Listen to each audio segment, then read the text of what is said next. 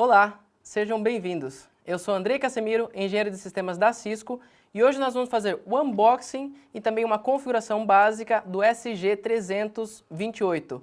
Esse switch, eu tenho um caso longo com ele, é um switch que eu gosto bastante e há muito tempo dessa linha de Small Business.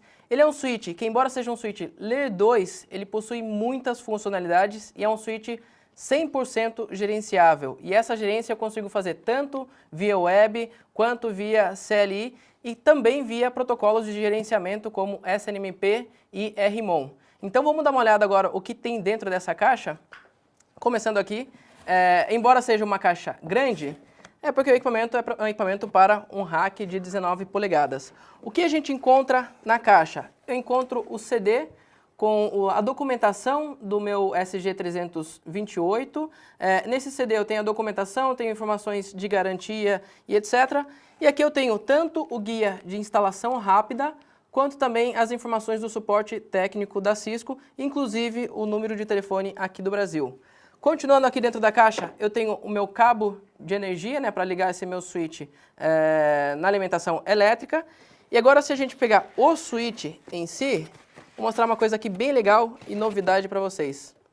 O switch, ele já vem montado para você conectar ele em um rack. Então eu não preciso ir lá e parafusar esses brackets. Ele já vem aqui montado para você fazer essa fixação no rack. E agora, dando uma olhada para o switch, eu tenho aqui o nome SG328, diz que ele tem 24 portas Giga.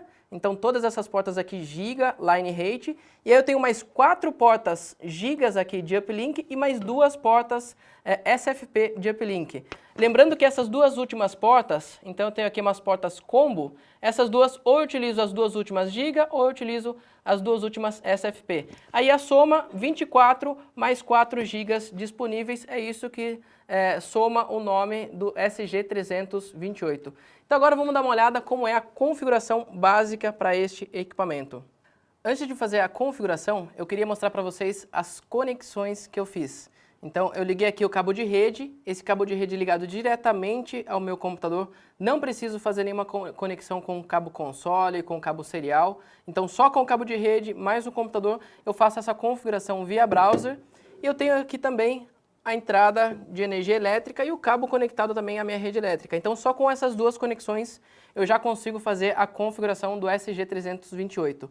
E o que a gente repara, até colocar aqui a próxima a mim, não tem barulho. Então é um equipamento sem ventoinha, um equipamento de 24 portas Giga, com mais 4 portas Giga de uplink, e mesmo assim eu não tenho ventoinha, então eu tenho uma dissipação de calor muito boa feita dentro deste switch. Então agora vamos dar uma olhada na configuração do switch. Como eu falei, eu não tenho porta console, eu não preciso de uma configuração de cabo serial, eu venho aqui direto no meu browser e eu coloco aqui, antes de acessar pelo browser, eu coloco um IP fixo na minha máquina.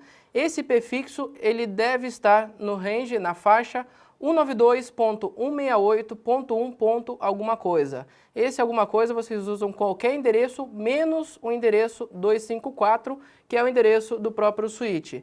Aqui no meu exemplo eu coloquei 192.168.1.200. E agora, como eu comentei, o endereço .254 é o endereço do switch, é esse endereço que eu vou colocar no meu browser. Então, na hora que eu coloco no meu navegador 192.168.1.254, repetindo aqui até para vocês decorarem, ele me cai nessa tela de login. Nessa tela de login agora eu coloco o usuário e senha do switch, usuário e senha padrão. Usuário e senha padrão, Cisco para o usuário e Cisco também para a senha. Na hora que eu inserir o usuário e senha padrão, ele, por questão de segurança, exige que eu troque esse usuário e senha Cisco. Então vamos lá, ele me pede a senha antiga era Cisco. E qual é a senha nova? Eu vou colocar aqui admin Cisco, então confirmar aqui a minha nova senha.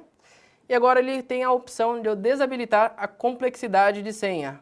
Essa complexidade é quando eu quero utilizar letra maiúscula ou minúscula, caracteres especiais.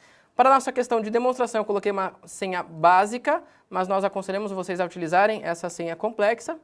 Então eu apliquei agora essa nova senha, ele cai aqui na minha página de configuração inicial.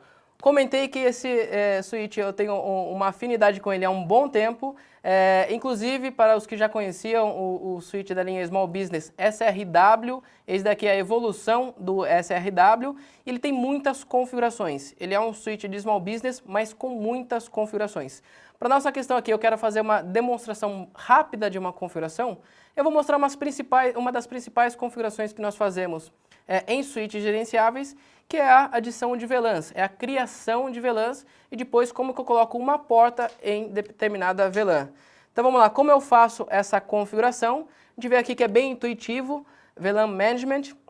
Ele me mostra aqui qual é a VLAN padrão, aqui é a VLAN 1, se eu quero alterar essa VLAN ou não. Eu vou deixar ela aqui como uma padrão e vou criar uma nova. Na hora que eu cliquei ali, adicionar nova VLAN, ele me pede qual vai ser a identificação dessa VLAN, coloquei aqui que vai ser a identificação de número 10 e qual vai ser o nome dessa VLAN. Coloquei aqui o nome de dados e eu poderia também criar um range dessas VLANs, ou seja, uma faixa de VLANs. Apliquei, ele me deu aqui a mensagem que ele aplicou essa configuração está rodando no switch, mas caso eu reinicie esse switch, essa configuração será perdida. Então ele me lembra aqui que eu tenho que salvar essa configuração, além de aplicar, eu tenho que salvar. E também para nos lembrar dessa configuração que ela não está salva, fica ali um botãozinho piscando com um X vermelho falando me salve, porque a configuração que está aqui rodando no switch não está salva na configuração de inicialização do switch. Vamos lá, nós vemos aqui a VLAN 10 criada, a VLAN de dados já criada, e agora eu quero atribuir essa VLAN para uma interface ou então para um grupo de interfaces.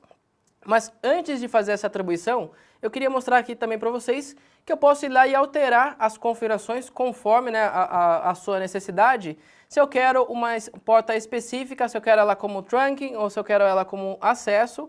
Então eu venho lá, seleciono essa porta que eu desejo, dou lá um editar e agora eu escolho se eu quero essa porta ou como trunking ou como acesso. Aqui para a nossa demonstração eu vou acabar nem mudando, eu vou direto aqui como que eu faço a atribuição dessa VLAN, ou seja, como eu faço o tagueamento dessa VLAN para uma porta específica. Então vejo aqui também a facilidade de fazer essa configuração. Escolho aqui qual é a VLAN que eu quero atribuir a essas portas, por padrão todas atribuídas à VLAN 1 e não tagueadas, né, a VLAN padrão. Agora eu quero, na VLAN 10, ele me mostra aqui todas as portas, e nas portas que eu quero atribuir àquela VLAN, que eu quero taguear aquela VLAN, eu vou e marco aqui tagged. Então eu vou lá e posso escolhendo quais as portas que eu quero que tenham tagueadas essa VLAN específico. Então só para mostrar realmente essa facilidade de criar uma VLAN e depois aplicar essa VLAN às portas. E agora eu falei de um ponto importante aqui que era salvar a configuração. Vou clicar aqui e mostrar para vocês como a gente faz, quando a gente salva essa configuração aqui, para quando eu reiniciar o meu switch, ele esteja exatamente com as configurações que eu apliquei aqui durante essa minha configuração inicial do switch.